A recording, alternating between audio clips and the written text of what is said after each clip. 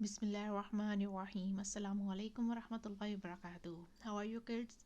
I hope you all are in the best state of health and iman and increasing your knowledge of Quran day by day. I pray that may Allah subhanahu wa ta'ala give us barakah in your knowledge, in your life, in your intellect and in your deeds.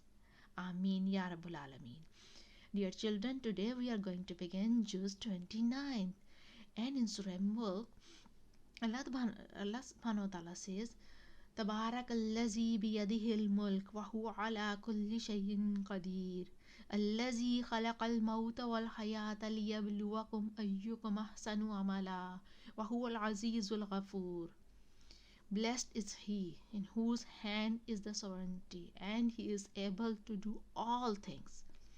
He has created life and death that he may try you which of you is best in conduct, and he is the mighty, the forgiving.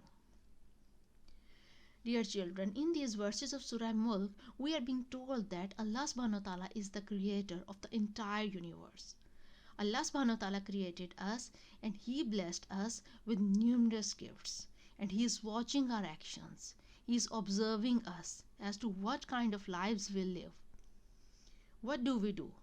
Do we live as obedient servants or as disobedient servants? Dear kids, each person is being tested in this regard. No person is exempted from this. Each person's amal is being seen. It is being observed. Dear kids, as we are sitting in the examination hall of our final exams and we are being observed by the teachers or invigilators all the time, do we allow to do anything according to our choice in the examination hall? No, we can't take our blanket and sleep over there. We can't have three-course meal over there. We can't start playing games over there. Because we are sitting in the examination hall and we are constantly being watched by the supervisors. Similarly, dear children, this world is a test and we all are being watched by our Lord, Allah subhanahu wa ta'ala. We are bound to act according to the commandments of Allah subhanahu wa ta'ala mentioned in Quran and Hadith. We should not do the wrong deeds to satisfy our desires, because we will be punished for our wrong deeds and we will be rewarded for our good deeds. And dear kids, this is the test of life. It is of ahsan amal, that whose amal is the best. Everybody is working, isn't it? Everybody is doing their things. Everybody has got their own way, and Allah subhanahu wa ta'ala is observing that whose deeds are the best. Allah subhanahu wa ta'ala has given us the clear guidance regarding what is good and what is bad, what is it that we have to do and what is it that we have to refrain from. And fortunate is the person who observes the commands of Allah subhanahu wa ta'ala and attains the eternal success of the akhirah. Dear kids, as Allah is observing that whose deeds are the best, whose actions are performed with excellence in the best way, so what we really need to see is that, are our deeds really ahsan? Are they really good? how is my salah, my namaz? Is it really good? How is my sadaqah? Is it really good? How is my sabr? Is it really good?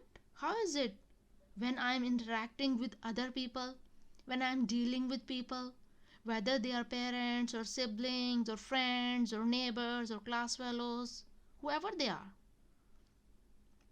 We should monitor our response, our dealings. These are all our tests. So Allah subhanahu wa ta'ala is looking which person does the best. Dear kids, we need to analyze ourselves, that where is it my actions are good and where is it that my actions are bad. This is our misconception, that good actions are limited to worship and rituals. Yes, they are good deeds, but they are just a portion, a section of good deeds. You you can imagine in the examination hall when we are given a question paper, when we open our question paper, we find that our question is question is compulsory to attempt, and the rest of the 9 questions we are asked to attempt any 4, and we are being told that all questions carry the equal marks. Similarly, children, our worship and rituals are compulsory questions. We have to do it willingly or unwillingly, and from the rest of the things, we need to opt good deeds. We have been given a choice between right and wrong, but it doesn't mean that we opt bad deeds to satisfy our desires, as bad deeds will cause punishment for us, and good deeds will give us reward in Akhirah. Namaz, sadaqah, reciting Quran, no doubt these are good deeds. But the large chunks of our deeds is dealing with people, because what we say is also an action. How we look at somebody, that is also an action. How we walk up and down the stairs, that is also an action. These are all actions, and Allah subhanahu wa ta'ala is checking whose action is ahsan. And remember, children, for an ahsan amal, for an action to be good, what is required? Yes, it has to be done in the best way, in the most beautiful way, that which Allah subhanahu wa ta'ala likes, that which is mentioned in Quran by Allah subhanahu wa ta'ala and demonstrated by Prophet Muhammad sallallahu alaihi wasallam and present in hadith and sunnah. Dear children, our deeds will be liked by Allah subhanahu wa ta'ala when it's done with Allah, when it's done for Allah subhanahu wa ta'ala, when it's done while remembering Him, fear of Him, hoping reward from Him, and then also performed with excellence. The method should be corrected, and that is that the action is performed in the way that Allah subhanahu wa ta'ala prescribed and Prophet Muhammad sallallahu alaihi wasallam showed. So this is the test of life. Dear kids, Allah subhanahu wa ta'ala is exalted in might and forgiving, meaning He has full authority over His servants. If they do not do ahsan amal, He can punish them in this world, but He gives them time. He is Al-Ghafoor, Ar-Rahim. He forgives people despite their repeated failures. May Allah subhanahu wa ta'ala accept all our good deeds and forgive our negligence. Ameen, Ya Rabbul Alameen. Subhanakallahumma wa bihamdika ashhadu an la ilaha illa anta astaghfiruka wa atubu ilaik. Assalamu alaikum wa rahmatullahi wa barakatuhu.